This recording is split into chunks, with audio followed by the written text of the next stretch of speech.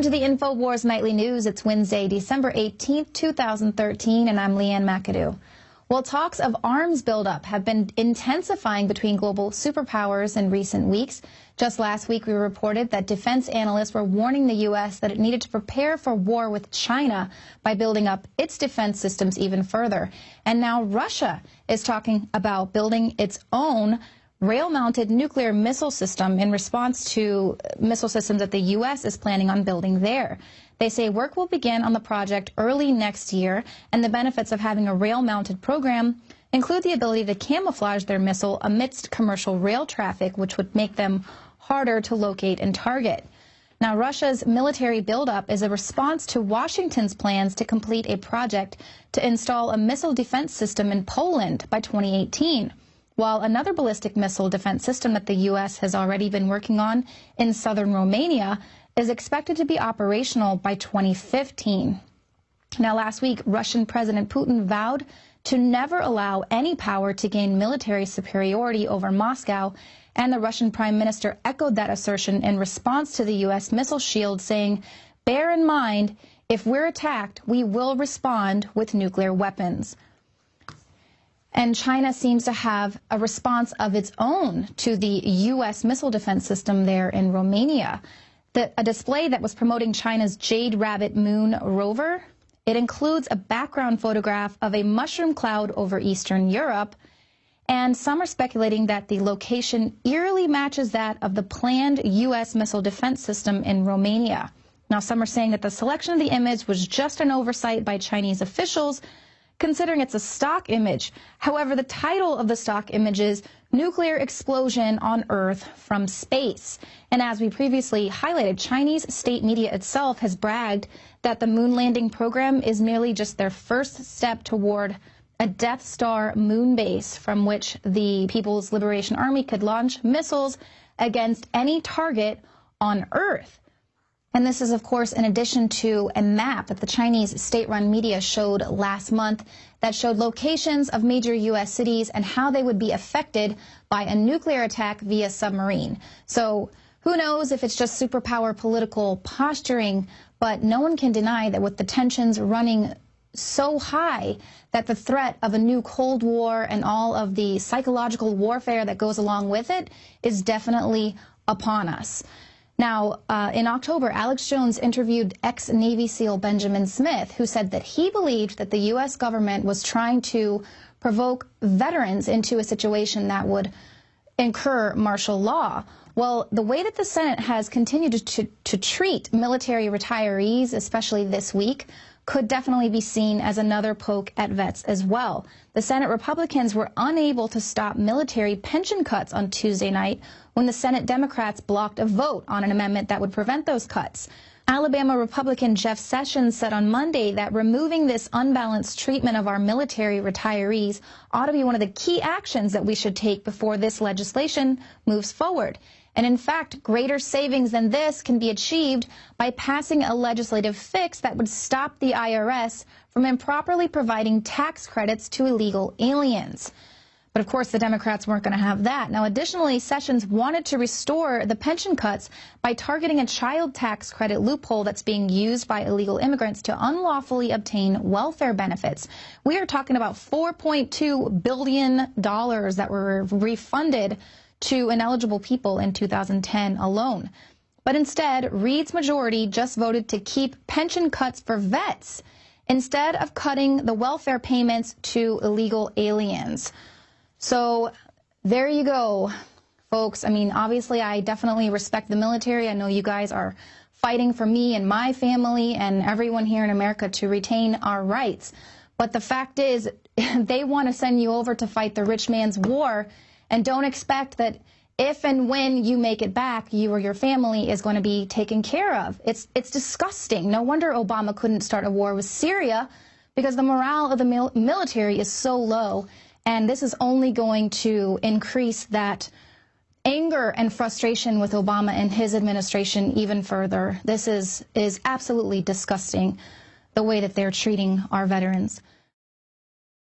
Many anthropologists and archaeologists believe that before man even discovered the power to harness and use fire, we were involved in agrarian activities. That is, taking the seeds of plants and then replanting them to produce more.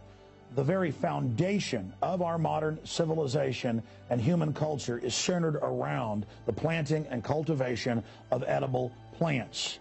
Here are some of the amazing deals at InfoWars Seed Center at InfoWarsShop.com. The Survival Seed Vault by My Patriot Supply features only the finest survival heirloom seeds for a robust and hardy garden, even in the toughest times. We also have starter varieties of the deluxe seed packages for fruit, salads, salsa, peppers, medical herbs, and more. Go to the InfoWars Seed Center at InfoWarsShop.com. And remember, the revolution against tyranny is growing.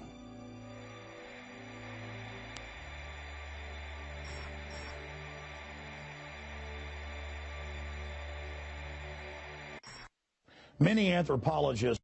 Recently, within the last 10 days, Russia has deployed Iskander missiles to Kaliningrad. Now, where is Kaliningrad? For those of you who don't know, Kaliningrad is a former territory that used to, throughout periods of history, was a part of Prussia. Parts of it was Lithuania Minor, part of Lithuania. It was the old Königsberg before it was changed to Kaliningrad. It was part of Germany. So this is the area in question. It's between Poland and Lithuania on the Baltic coast.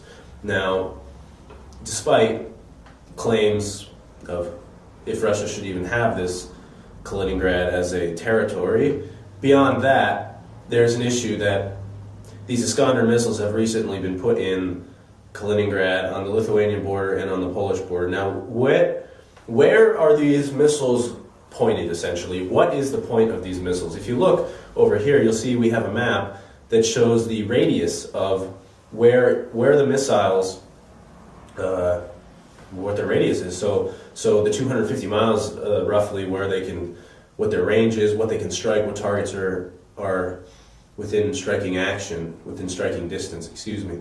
Now, for my Lithuanian listeners, for me, a lot of people are concerned that this is a threat towards Lithuania. I couldn't disagree more.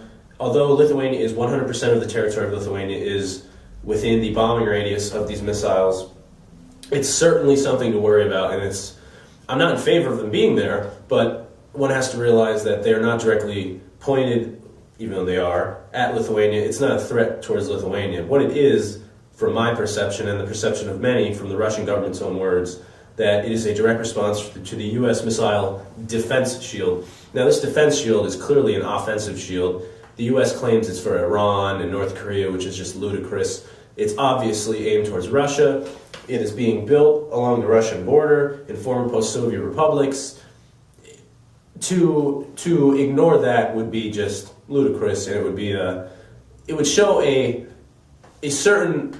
person who would deny that is either willfully ignorant of that situation, or they are lying, and they are nefariously lying. They are maliciously and perniciously lying because it benefits them or some cause that they're a part of.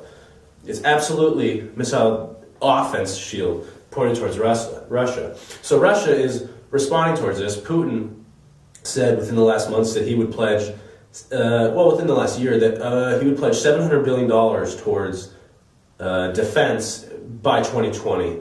So $700 billion. It's a lot of money. This is a response to what the U.S. is doing. Now, one can argue that the U.S. has a right to defend itself by putting missiles in sovereign nations' territories directed at other sovereign nations. I would disagree with that. Many people would. But another argument could be that these type of provocations by either side, by Russia or the United States, are completely unnecessary. One can understand Russia's need to retaliate with these brinksmanship methods, putting your missiles there. But for me, when you look at the territories that are really at stake here, Lithuania, Latvia, Belarus, 40% of Poland, Lithuania, Belarus, Latvia, we are not, they, and for me, Lithuania, these countries are not going to benefit by having either the United States or Russia warring over them, are not going to benefit by having the missiles and the military buildup. if you want to help us, if you want to compete over us, if you want to compete over the Eastern Europe, compete economically.